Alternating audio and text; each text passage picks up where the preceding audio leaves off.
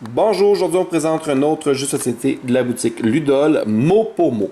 Un jeu de groupe pas très compliqué, donc si jamais vous faites un petit party de famille, quelque chose dans ce genre-là, c'est d'une durée d'à peu près 20 minutes, 10 ans et plus, et de 2 à 12 joueurs, voire même un peu plus. Mise en place, pas très compliqué, on va former deux équipes, une de chaque côté du plateau.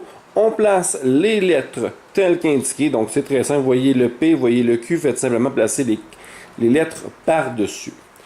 Lorsque la première équipe est prête, elle va prendre la boîte ici, l'équipe adverse va prendre le sablier, l'équipe va consulter ici le mot qui est demandé parce qu'on cherche bien un mot et un seul mot, et à ce moment-là, l'équipe adverse va retourner le sablier. L'équipe va donc se consulter ensemble pour trouver un pays d'Asie. Idéalement, que le nom le plus long qui permettrait de bouger un maximum de lettres. Sachant que les lettres en double ne sont bougées qu'une seule fois. Par exemple, un pays d'Asie, on pourrait dire la Chine.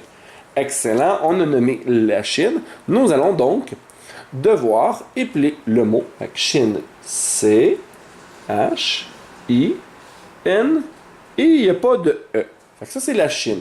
Vous remarquez que j'ai déplacé chacune des lettres vers le côté de l'équipe active. On place la carte à la fin. Vient le tour de l'autre équipe. Donc, on échange les rôles. L'autre équipe prend connaissance. L'équipe adverse tourne le sablier. Et là, on cherche quelque chose que l'on brûle intentionnellement. Donc, par exemple, une bûche ou du bois.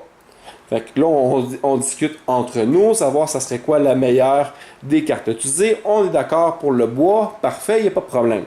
Fait qu'on va te épeler bois. B, O. Vous voyez le I qu'on avait avancé, retourne.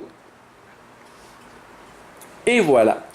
Le but du jeu va être qu'à un moment donné, une des cartes qui est sur le bord. Par exemple, on vous demande, vous êtes ici, et on vous demande quelque chose de poilu. Votre équipe, elle dit chat.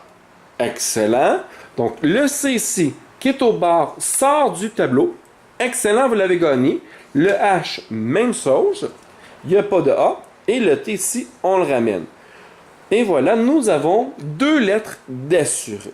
La première équipe à avoir 6 lettres a gagné. Pas plus compliqué que ça. Évidemment, si jamais l'équipe, vous avez un doute sur l'orthographe d'un mot, l'équipe adverse peut demander une contre-vérification.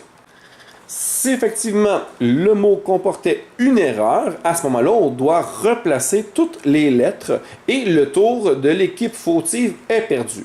Mais à l'inverse, si on accuse d'une erreur d'orthographe à tort, ben notre équipe va passer son tour et l'équipe qui a correctement orthographié le mot vont pouvoir jouer une deuxième fois d'affilée.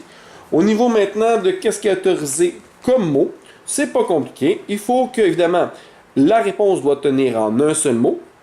On joue avec des mots en français seulement, sauf quand la catégorie en appelle autrement. Par exemple, un titre de chanson comme Yesterday ou un dessert comme le strudel et des noms propres. Pas de problème pour ça. La forme plurielle des mots est autorisée seulement si elle est pertinente pour la catégorie. Par exemple, olive avec un S serait correct pour la catégorie garniture de pizza, puisqu'on y met plusieurs olives. Les mots composés sont autorisés seulement quand ils sont écrits avec un trait d'union. Ignorez simplement ces derniers quand vous déplacez ces lettres sur le plateau, évidemment. Chaque réponse doit être différente. On ne peut pas utiliser la même réponse plus d'une fois dans la même partie. Voilà. Pas plus compliqué que ça. Et dans une prochaine vidéo, nous allons faire une petite partie d'initiation afin de vous montrer la dynamique du jeu mot pour mot et voir si ce jeu vous intéresse. Merci pour le visionnement.